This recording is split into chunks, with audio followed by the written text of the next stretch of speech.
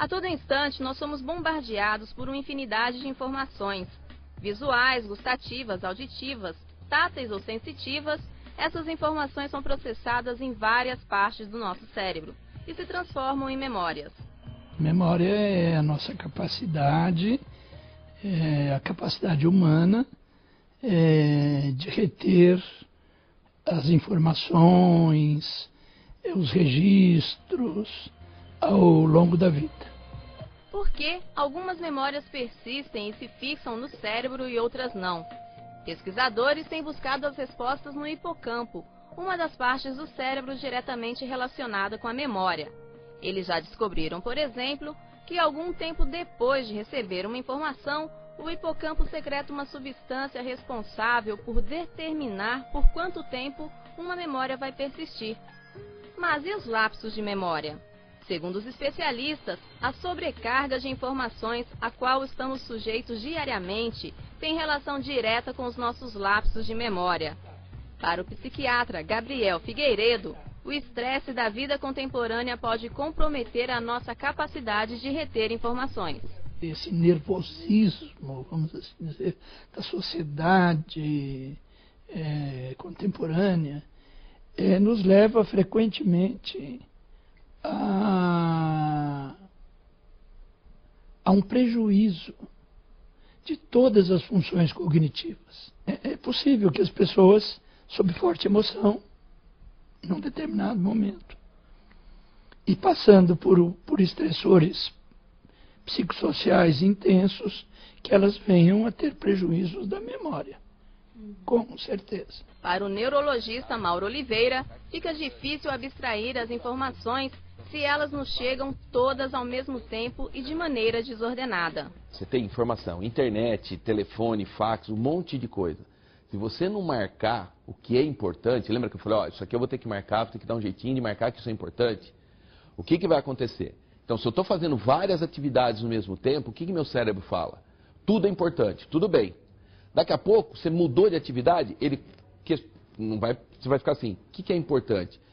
Você não falou para ele que aquilo era importante, o que ele vai fazer? Ele vai jogar fora. Você falou, tudo é importante, vai chegar uma hora que o seu hard disk vai estar cheio e o seu equilíbrio não vai estar legal. Então ele começa a escolher o que jogar fora.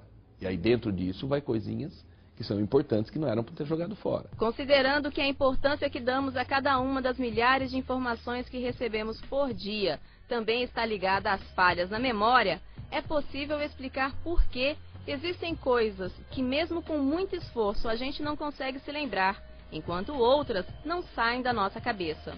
Você se lembra de tudo o que aconteceu na sua vida? Você tem um registro de tudo o que aconteceu na sua vida? Não. Isso é doença? Não. Por quê? Porque a nossa memória é seletiva. Ela tende a guardar, a registrar aquilo que interessa à nossa vida, à nossa sobrevivência, ao nosso prazer, à nossa felicidade, à nossa alegria. Né? Ela tende a reprimir os fatos, os acontecimentos traumáticos e alguns registros que não são de grande importância, eles podem ser jogados também para esse fundinho que nós chamamos de inconsciente. Existem estudos que sugerem que é preciso esquecer algumas coisas para que haja mais espaço no cérebro para as coisas importantes. Mas para psiquiatras e neurologistas, toda memória é essencial. Tudo depende da maneira como a gente organiza as informações recebidas. Primeiro de tudo, começar a escolher o que é importante para você. Então, não fazer várias atividades ao mesmo tempo. Tirar uma hora do dia para relaxar. Então, caminhada de manhã é bom. Você caminhar tranquilo, prestando atenção, falando, olha, hoje de manhã eu tenho que fazer isso, isso, isso, isso. Ontem eu fiz isso, eu resolvi tal coisa, não resolvi. Isso já vai ajudar a sua memória em muito. Por quê? Porque você está começando a jogar umas coisas fora, jogar no lixo. O que é memória, então? Memória é a capacidade que você tem de fixar o presente e resgatar o passado. Então, acontece alguma coisa nesse momento aqui, que nós estamos conversando e tal. Então você vai guardar e daqui, vamos supor, 1 hora, 2, 3, você vai querer resgatar isso. Então, capacidade de fixar e resgatar. Preocupar com a memória, todo mundo com o envelhecimento vai ter um pouco de perda de memória, porque as células do hipocampo, os neurotransmissores, tudo isso vão sofrendo com o envelhecimento. Mas, se você começa a esquecer coisas corriqueiras do dia a dia, e começar junto com essa alteração de memória, você ter comprometimento, então, mais relacionado com alterações de comportamento, dificuldade de linguagem, essas coisas, aí você tem que ficar preocupado. Eu falo uma coisa para você, daqui a pouco você pergunta, o que você falou mesmo? Ou, eu já almocei? Que hora que eu vou almoçar? Então essas coisas devem começar a ficar preocupantes, porque teoricamente é uma coisa que chama atenção, que pode estar relacionado com uma alteração do cérebro. Mas lapso de memória, isso aí não precisa nem ficar preocupado, é que isso não é nem problema, isso não é doença, isso aí é dia a dia, corriqueiro. Quanto mais informação sensorial, audição, paladar, tato, visão, tudo isso vai ficar marcado em cada região do seu cérebro. E aí na hora que você lembrar, o primeiro encontro estava onde? Ele estava no seu nariz, estava na sua boca, estava no seu ouvido, estava na sua pele. Então fica fácil. Então isso é a memória sensorial. Então nós teríamos que dar um tratamento especial às para coisas que queremos exatamente. lembrar. Tá? Então, por exemplo, quem estuda, não adianta pegar o caderno e falar assim, hoje eu vou ler isso. Aí não vai dar certo. Isso aqui é chato, eu não vou. 90% você não lembrar. Mas se você pegar aquilo lá e falar, não, eu não gosto disso, mas vamos fazer isso num negócio legal. Vamos inventar uma musiquinha, vamos imaginar uma coisa do dia a dia acontecendo com aquilo que eu estou lendo. Pronto, acabou. Aquilo já passou para a sua memória de longa duração, saiu da memória de trabalho.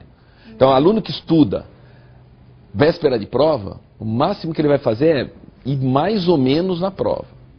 Porque senão, não. Aquele aluno que estuda, entendendo, guardando, colocando alguma coisa dele, isso não esquece mais, isso está gravado. Que nem o primeiro encontro, que nem o primeiro beijo.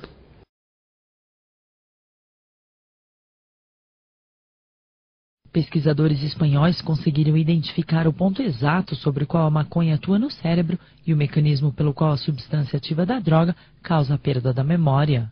Claro que eu não faço apologia da maconha. Eu acho que quem quiser fuma, quem não quiser não fuma.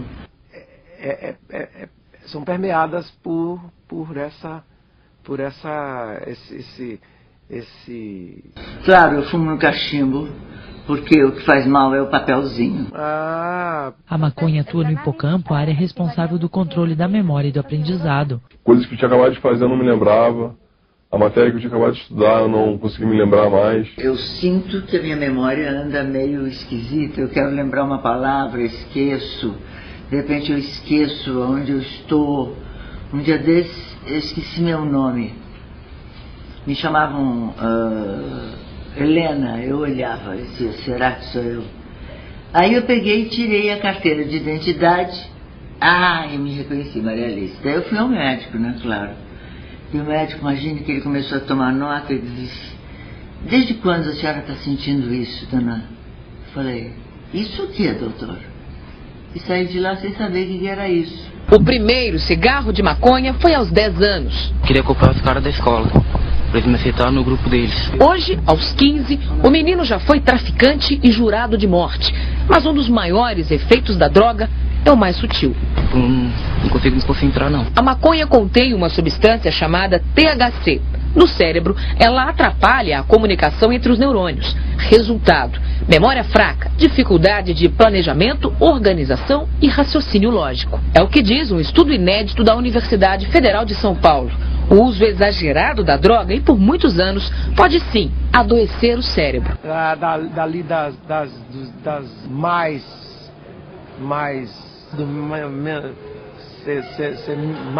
menos todas essas coisas. O estudo reuniu usuários que fumaram pelo menos 2 cigarros de maconha por dia durante cerca de 15 anos e constatou: quem começou a fumar ainda na adolescência aumentou as chances de desenvolver alguma doença cerebral. Até os 15 anos, a parte frontal do cérebro ainda está em desenvolvimento. região que controla o raciocínio, o impulso e a organização. Quanto mais cedo é afetada, mais graves as consequências. Karen Bola veio ao Brasil mostrar as conclusões de sua última pesquisa.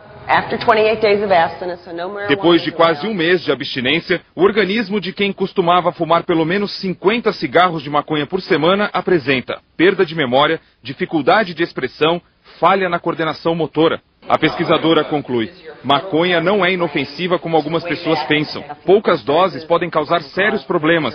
Todas as vezes que eu fumo, portanto todos os dias da minha vida, eu dou risada. Quer dizer, eu sou uma pessoa feliz. A risada é, sem dúvida, um grande radar. Agora, muitas vezes eu pergunto, será a erva que me faz feliz? Ou eu já tinha uma tendência à felicidade?